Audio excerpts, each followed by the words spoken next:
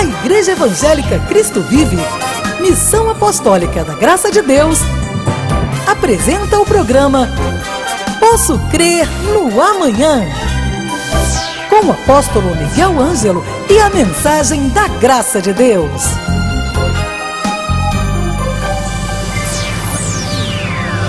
Olá, graça e paz, bem-vindos sejam todos ao programa da Igreja Cristo Vive, a Missão Apostólica da Graça de Deus. Este é o programa Posso Crer no Amanhã.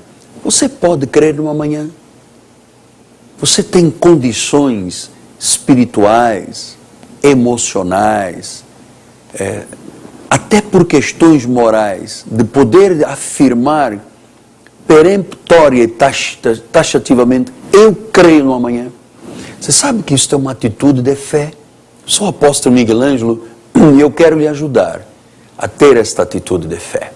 Paulo diz aos Colossenses, no capítulo 1, versículo 27, aos quais Deus quis dar a conhecer qual seja a riqueza da glória deste mistério. O maior mistério revelado é este: entre os gentios, isto é, Cristo em vós, a esperança da glória. Então, Paulo disse que para os gentios, quem não tem sangue de Israel, quem não é judeu de nascimento, mas é herdeiro com o crente Abraão, é da linhagem de Melquisedeque, disse, você tem uma revelação do maior mistério que pode haver em termos de conhecimento espiritual. Ele disse, Cristo em vós. Você sabe, as pessoas têm um costume de falar para Deus lá em cima. Não é verdade? Todos nós fomos ensinados na tradição evangélica a orar a Deus lá para cima e a acharmos sempre que Deus só está lá em cima no trono. Efetivamente, Deus está no trono. Mas a Bíblia diz que Ele é onipresente e pelo seu Espírito Santo Ele está em nós. Então diz que Cristo em nós. Então não é Cristo apenas lá em cima, é Cristo em nós, é a esperança. Se você hoje receber a Jesus como seu Senhor e Salvador,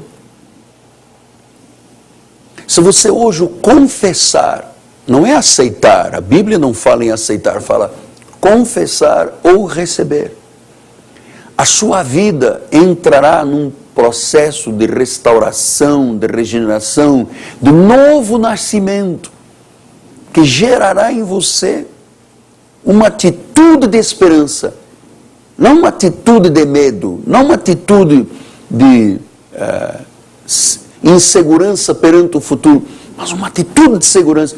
Cristo em vós é a esperança do futuro. Hein? Olha lá o que diz a palavra do Senhor. Cristo em vós é a esperança da glória. Então, você que estava desesperançado, que foi ao médico, e o médico disse, tem um câncer na mama. Fez um exame e disse, olha, os seus linfócitos estão muito altos. Olha, as suas plaquetas não estão bem. Olha, este exame aqui tem a glicose, essa glicose 400, isso é um diabético em último grau, você vai ficar cego, você vai amputar os dedos. Talvez lhe tenham dito que o seu caso é o número 4 do INCA, onde só há um pouco mais de tranquilidade da vida, mas tudo é muito limitado. E você diz, meu Deus, eu tenho problemas de família, problemas de doença, problemas, estou desesperançado. Aí vem a palavra, diga glória a Deus. Olha, eu sinto a presença de Deus aqui no sul. Diz, Cristo em vós. Quer dizer que não pode ser só na minha vida, eu não posso acreditar por você. Diz, Cristo em vós é a esperança da glória. A glória de Deus, a riqueza da glória de Deus, lhe trará saúde esta manhã. Solução de problemas, transformação. Sabe o que a Bíblia diz num dos profetas? Que Deus transforma o deserto num açude de águas. Que Ele faz um caminho onde não há caminho. É isto que Deus, isto é a esperança da glória. Então, você que tem vivido frustrado, acabado em suas emoções, pensa em tirar a vida, acabar com a vida, largar tudo, fugir para outra cidade, Jesus está lhe dizendo: vem a mim, eu vou ser a esperança da glória. Não mais a frustração, não mais o medo, não mais a angústia, não mais a depressão, a esperança. Eu gosto desta palavra. Quando os americanos dizem I hope so, eu espero, eu gosto, porque quem viveu como eu vivi, desenganado pela medicina, numa cama do hospital, apodrecido em vida, na flor da idade, da juventude, e que os santos romanos e Nossa Senhora e Fátima e São Judas Tadeu, meu amado, descobri que isso é tudo hilariante, isso é nada. Que o único que pode salvar, transformar, libertar e dar esperança à vida é Jesus. Talvez você diga: mas eu sou um judeu. Jesus é o único caminho. Talvez você diga: mas eu sou de origem muçulmana, apóstolo. Jesus é a única verdade. Talvez você diga: mas eu sou orientalista, minha família veio da Ásia, do Oriente. Olha, Jesus é a única vida. Creia nele, receba-o, porque ele gerará a esperança da glória. Pastor, e o que eu tenho que fazer? Apenas isto, dizer: Senhor Jesus, eu te recebo como Senhor e Salvador. E a Bíblia diz: é salvo. Quem confessa com a boca e crê com o coração é salvo. Acabou de acontecer o primeiro milagre em sua vida. Agora, uma decisão. Neste próximo domingo, nós estaremos 2 vezes na igreja, 9 da manhã e 6 da tarde. Rua Maricá, 320, no bairro de Jacarepaguá, rua paralela Cândido Vinícius, próximo da 28DP. Nosso telefone é 3017 9090. Todos que ligarem para mim vão ganhar um livro ou um CD do apóstolo. Agora nós vamos ao altar, mas a esperança já está semeada em teu coração. Até já. Revelando o oculto de Roma. Eis a minha mãe e os meus irmãos. Porque qualquer, amada, você é exato, nós somos isso. Qualquer que fizer a vontade do Pai Celestial, esse é meu irmão e minha mãe. É minha irmã e meu irmão, minha mãe. Lucas 8:21 disse: ele, porém, lhe respondeu: minha mãe e meus irmãos são aqueles que ouvem a palavra de Deus e quer dizer que se alguma igreja, algum ministério ouve a palavra e não pratica, não é parte com Jesus. A igreja de Roma ouve e não pratica, porque eles sabem muito bem desta verdade, mas não é praticada, então não é salvo. João 19:26, vendo Jesus, sua mãe, junto a ela, os discípulos amados, disse: mulher, olha só, o próprio Cristo fez questão de desvincular. Essa mulher não é uma coisa ridícula, ele não estava ridicularizando, mas a palavra mulher para o judeu estava dizendo: senhora, eis aí o teu filho. Depois diz o versículo adiante, depois disse ao discípulo: eis aí a tua mãe. E dessa hora em diante o discípulo a tomou para casa. Então Jesus, ao morrer, deu provisão para João cuidar de Maria. Não tem nada a ver com deusa, não tem nada a ver com mediadora, não tem nada. Pastor, e como é que nós pensamos? Me diga isso. E a igreja protestante, e a igreja que se desvinculou destas mentiras, desse cativeiro da Babilônia, como é que pensa a respeito? Gálatas 4:26 e 31. Jerusalém, lá de cima, é livre. É ela que é a nossa mãe. E assim, irmãos, somos filhos, não da escrava, da lei, da mãe de Ismael. Nós somos filhos de quem? Da livre, através de Sara.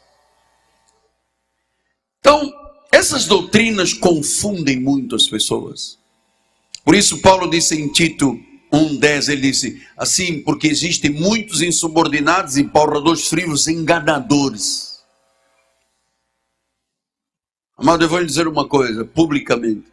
Se eu algum dia enganasse alguém com mercadejando a palavra, eu preferiria morrer.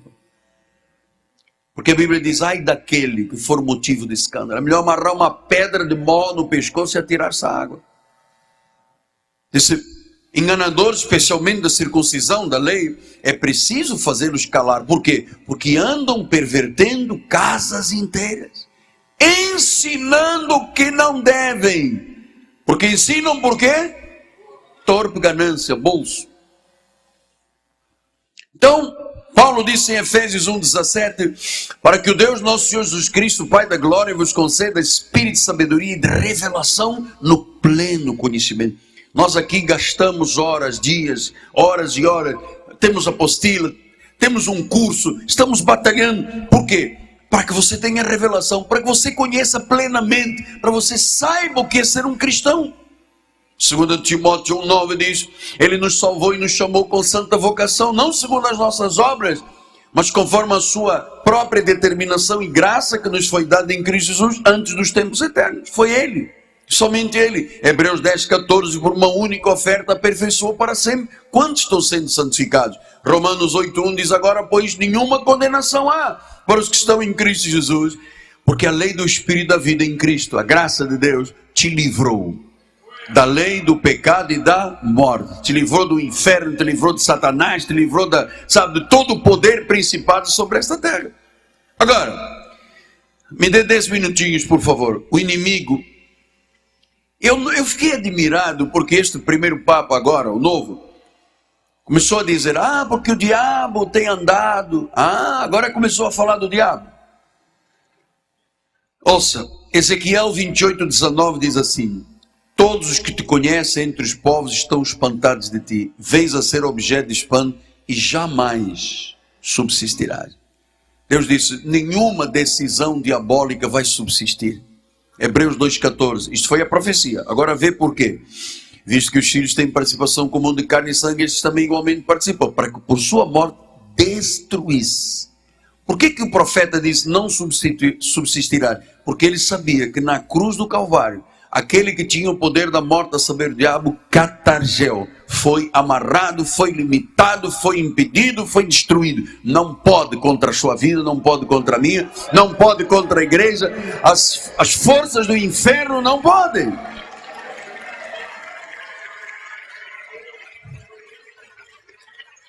Então, pastor, quer dizer que o irmão defende a integridade da palavra como única regra de fé? Claro. Você sabe, você que me conhece sabe. Por isso em 1 Coríntios 4,6 diz assim, estas coisas, irmãos, apliquei figuradamente a mim mesmo e a Apolo, por vossa causa, para que por vosso exemplo aprendais isto. Não ultrapasseis o que está escrito. Por isso é que eu tenho uma filosofia. Está na Bíblia? Não está na Bíblia, não posso ultrapassar. Porque se eu ultrapassar, vou me ensoberbecer. Não ultrapassa o que está escrito. Para nós o que está escrito é suficiente.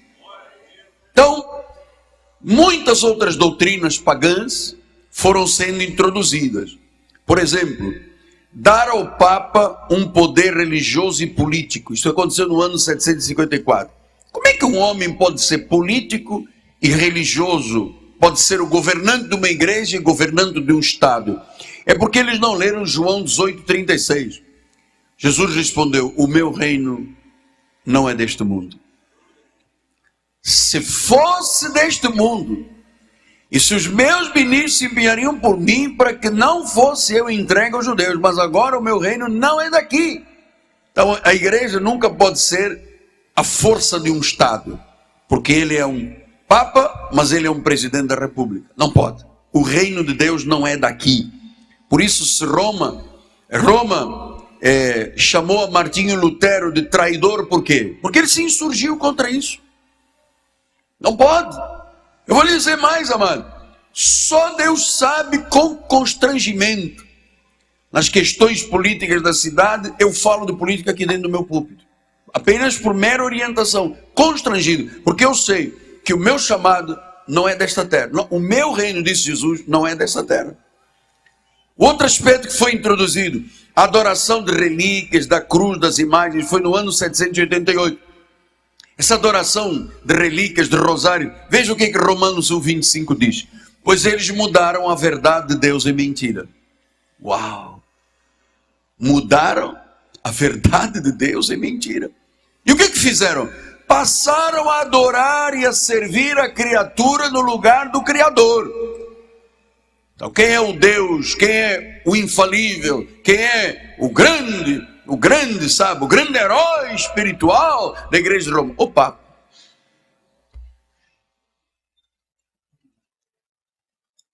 Então começaram a adorar a criatura em vez de adorar o Criador. Começaram a adorar as relíquias, a cruz, as imagens.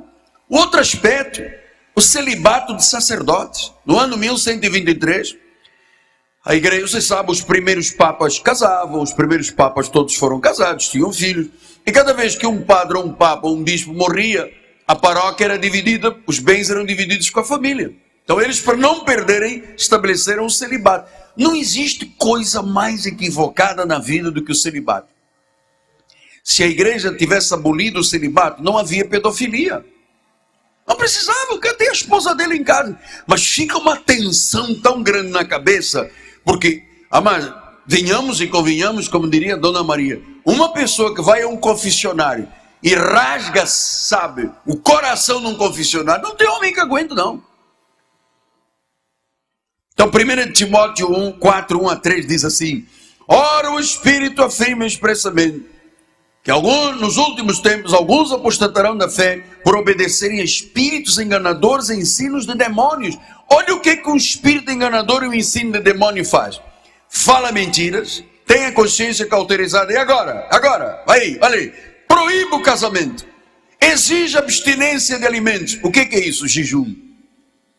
As penitências, proíba o casamento. Só um espírito enganador pode proibir o casamento.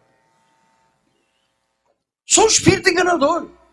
Deus, quando criou o homem, ele viu o drama do homem. Deus olhou no jardim do Éden e viu o homem lá com inveja. Quando o cara viu o macaco beijar a macaca, ele disse: meu Deus, mas eu estou aqui sozinho, até o macaco tem direito. Aí viu a girafa passar o pescocinho no gironfo, ele disse: oh Deus, tem uma girafa e um gironfo, eu estou aqui só, sabe? Viu o leão lá, e a leoa, aquela guerra de leão. Ele disse: puxa Deus, e para mim nada, vou ficar aqui chupando no dedo, todo mundo se beijando. Deus disse: não.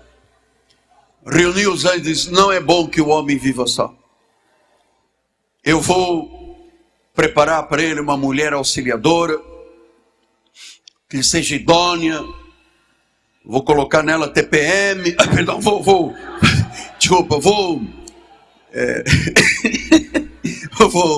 eu estava em que eu me perdi aqui? Falei na TPM.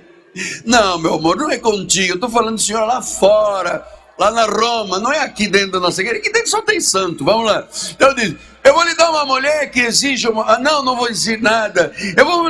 Vou lhe dar uma mulher. E Deus disse: vou adormecer, vou tirar uma costela aí, vou fazer uma mulher. Quando ele acordou, olhou e disse: uau, Ixalá. Ele levantou os olhos e disse: pai, caraca. E Deus disse: e aí, malandro, gostou? Pô, pai, caraca, pai, e o que eu faço com isso? Eu não sei. Deus diz: não sabe, põe aqui o ouvido. Sede fecundos e multiplicai-vos. Agora, ele disse: agora eu vou lá. Aí no fim Deus chamou Adão. E aí, Adão? O negócio agora começou a complicar. Ela pediu mesada. Diz que a mãe dela vai dormir hoje aqui conosco. Não tinha mãe. Não tinha Maria. Então, estou falando do celibato porque em 1 Coríntios 7,5 diz: não vos priveis um ao outro, salvo por mútuo consentimento, por algum tempo, para dedicar a oração, e novamente vos ajuntares, para que Satanás não vos tente, por causa da incontinência. E você sabe, a vida conjugal é para se ter dentro do casamento. Porque quando começa a tentação de um homem, de uma mulher, é aí que nasce a lascívia, é aí que nasce a homossexualidade, É aí que nasce a bissexualidade, o adultério, os prazeres sexuais. Então o decreto do celibato acendeu o fogo do pecado sexual. Destruiu dentro do clero muitos homens, mas também destruiu muitas crianças. A doutrina do celibato é um triunfo do diabo. Porque em 1 Timóteo 13 diz assim: fiel à palavra, se alguém aspira o episcopado, excelente obra deseja, mas é necessário que o bispo seja irrepreensível, esposo de uma só mulher. Não pode ter duas, não pode ter três, não pode ter uma escondida, não pode. Então, aí vemos, amado, o rosário, as indulgências, né, a compra do perdão. Eles dizem: qualquer pecado é perdoado desde que você compre o perdão. E isto tem uma gravidade, é uma tabela de acordo com a gravidade do pecado. Conforme o pecado, o peso do pecado tem um preço. O purgatório, que nós vamos depois estudar, os escapulários, os santos, as fitas, o rosário, as velas, os sacrifícios humanos. Mas, amados, o único mediador é Jesus. 1 Timóteo 4,5 diz: porque há um só Deus, não há três, e há um só mediador entre Deus e os homens, Cristo Jesus, homem, Cristo. E ele diz depois do versículo 4: o qual deseja que todos os homens sejam salvos e cheguem ao pleno conhecimento da verdade. Todos os homens quem? Todos os eleitos. Mas o eleito, para ser salvo, tem que chegar ao pleno conhecimento da verdade. E qual é a verdade? Só Cristo é a verdade, amado. Romanos 1, 16 e 17. Pois eu não me envergonho do evangelho, que é o poder de Deus para a salvação de todo aquele que crê, primeiro o judeu, depois o grego. Visto que na justiça de Deus se revela no evangelho de fé em fé, como está escrito: o justo viverá por fé. Então nós acreditamos à luz da Bíblia que Jesus é o único Salvador, Jesus é o mediador, é a única verdade. Ele é o Deus de todos os eleitos do Senhor. O único mediador. Essa palavra mediador do grego, bispo, temos aí palavra mediador? Ainda não, mas vai chegar. É mesites, quer dizer árbitro. Ele é o mediador do novo pacto. Hebreus 9,15 diz: por isso mesmo ele é o mediador de uma nova aliança. Não é Maria, não é o Papa, não é o Bispo, não é o Apóstolo, é Jesus Cristo. Jesus. Ele é o mediador da nova aliança, a fim de que, ter vindo a morte para a remissão, ninguém morreu, foi Jesus que morreu. Maria não foi à cruz do Calvário, Maria não derramou sangue. É preciso morte para a remissão das transgressões que havia na primeira aliança. E recebamos agora a promessa da eterna herança daqueles que têm sido chamados. E quem foi chamado, diga amém. Então, meu amado, 2 minutos para terminarmos. O que é ser católico? É Maria, é oração dos santos, é oração dos mortos, é escapulário, é oração auricular, é o que? Servir os dogmas. Isto não salva. Saia de lá, povo meu. Não sejas cúmplice com os pecados nem com os flagelos. E termino com 2 Coríntios 3,18. E todos nós, com o rosto desvendado, contemplando como por espelho a glória do Senhor, somos transformados de glória em glória, na sua própria imagem, como pelo Senhor o Espírito. Aqui não falou de Maria, aqui não falou de mortos, aqui não falou de Papa, aqui não falou de homens. Ele é o Alfa, Ele é o Ômega. Ele tem o trono da graça. Você deve se chegar a Ele confiadamente, porque Ele tem provisão, Ele tem vida, Ele tem eternidade. Ele é o Senhor, Ele é o mediador. Assim seja, assim disse Jesus Cristo, para a glória do Senhor. Revelando o oculto de Roma. Esta mensagem estará disponível em nosso site www.igrejacristovive.com.br. Bom, estamos encerrando a nossa programação, lembrando as palavras de Paulo aos Colossenses. Cristo em nós, é aqui dentro que Ele está. Cristo em mim é a esperança. Cristo em mim não é a desestabilidade, a insegurança e a frustração. É a esperança. A esperança. Quando você é rico de esperança, a fé começa a agir, o milagre acontece. Eu quero lhe desafiar a vir conhecer a Igreja Cristo Vive. Domingo, 9 da manhã e 6 horas da tarde. Meu telefone 3017 90 90. Liga para nós. Todos que ligarem vão ganhar ou um livro ou um CD. Você escolhe. Você diz a pastora o que você quer receber do apóstolo. E amanhã nós voltamos. Sou o apóstolo Miguel Ângelo. Meu nome, da minha amada esposa Bispo Roxana, todo o governo da igreja. Nós nos juntamos e dizemos: Cristo em nós. Diga comigo: Cristo em mim, em nós, é a esperança de dias bons, frutíferos e auspiciosos. Graça e paz. Até amanhã.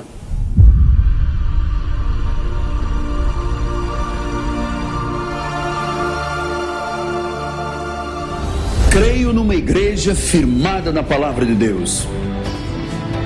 Creio numa igreja que influencia seu estado, seu país, sua cidade. Creio numa igreja que tem uma palavra para mudar o mundo. Uma palavra de fé. Uma palavra de esperança. Uma palavra que transforme pessoas e situações. Uma igreja que louva ao Senhor acima de qualquer coisa. Uma igreja em que as pessoas são valorizadas.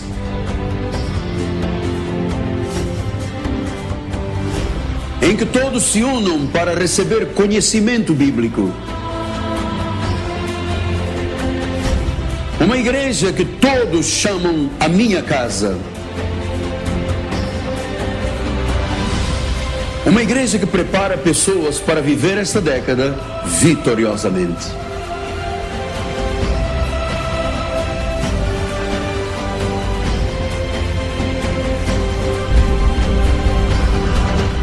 Leve a Cristo Vive com você no seu smartphone ou tablet. Fotos, mensagens, informações e a nossa rádio e TV web 24 horas online. Assista a nossos cultos com transmissão ao vivo. Cristo Vive com você em qualquer lugar. Disponível para baixar nas lojas de aplicativos iOS e Android. Você acabou de assistir ao programa Posso Crer no Amanhã, da Igreja Evangélica Cristo Vive, Missão Apostólica da Graça de Deus. O apóstolo Miguel Ângelo convida a todos para estar com ele no próximo programa com o ensino da palavra da Bíblia Sagrada.